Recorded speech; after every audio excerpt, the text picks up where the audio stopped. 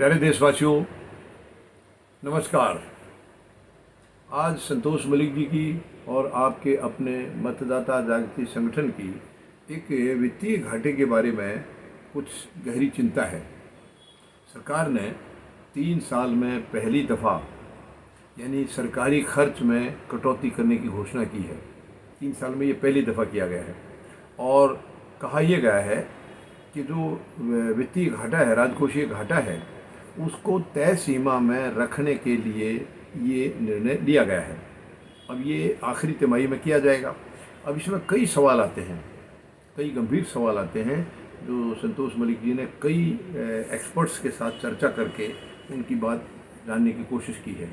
अब जैसे कि आपको सबको पता होगा कि जो वित्तीय घाटे का जो लक्ष्य इन्होंने रखा है, जो पहले ही सरकार बता चुकी है कि जीडीपी के जो परिप्रेक्ष्य में 6.4% के आसपास रखने का सरकार घोषणा कर चुकी है पहले से ही कि इसके ऊपर ना जाए। इस वजह से सरकारी खर्च में कटौती की जाएगी। और ये आपको पता होगा जो ऐतिहासिक जो रिकॉर्ड है, स्तर जो है वो 4 से 5% का है और वर्तमान में वित्तीय घाटा उससे कहीं ज़्यादा है, काफ़ी ऊपर है। और वैसे ये जो महामारी आई थी देश में, कोविड-19 जो आया था, उसके दौरान जो पहला जो हमारा वित्त वर्ष था अभी 2020-21 का, उसमें राजकोषीय घाटा 9.3% तक पहुंच गया था, जिसको अब सरकार ये 6.4 जो घोषणा की है वो होने के आसार नज़र नहीं आ रहे।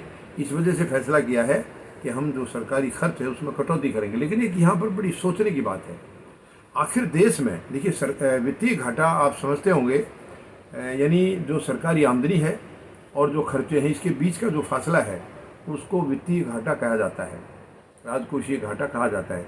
लेकिन नहीं समझ में आ रही बात कि इतना कुछ सब बेच चुकी है ये सरकार, ये पैसा आखिर जा कहाँ रहा है, वित्तीय घाटा कम क्यों नहीं हो रहा है।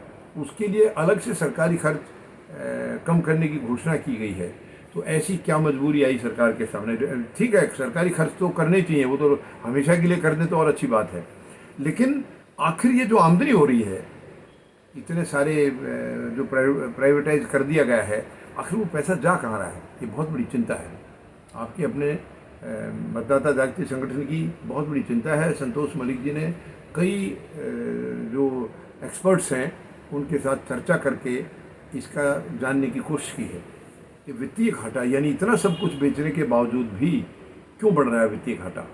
यानी उसको बैलेंस रखने के लिए अब सरकारी खर्च में कमी की जा रही है, क्योंकि नहीं तो ये ज़्यादा और ज़्यादा बढ़ जाएगा। 6.4 जो घोषणा की थी सरकार ने, उससे ज़्यादा जाने के आसार हैं। तो ये बहुत गंभीर चिंता का विषय है। मेरे ख्याल में सारी जनता को सड़कों पर आना पड़ेगा और ये सोचना पड़ेगा कि वित्तीय घाटा सरकारें अपनी मर्जी से घटा बढ़ा रही हैं। क्या देश की कोई इसके अंदर रोल नहीं है? क्या देशवासियों का इसके अंदर कोई रोल नहीं है? क्यों किसी को ये खुली किताब के तरीके से बताया नहीं जाता है कि वित्तीय घाटा क्यों हुआ है? ये ना कोई सरकार की आमदनी बताता है, ना उसके खर्चे कितने, वो गोलमोल करके जो है ना आंकड़े सही देते ही नहीं है। तो ये बहुत हमारे लिए चिंता का विषय है और हम सबको सरकार पर दबाव डालना होगा कि हमें सही तस्वीर चाहिए। सही तस्वीर बताइए क्या है। धन्यवाद। जय जवान, जय किसान, जय हिंद।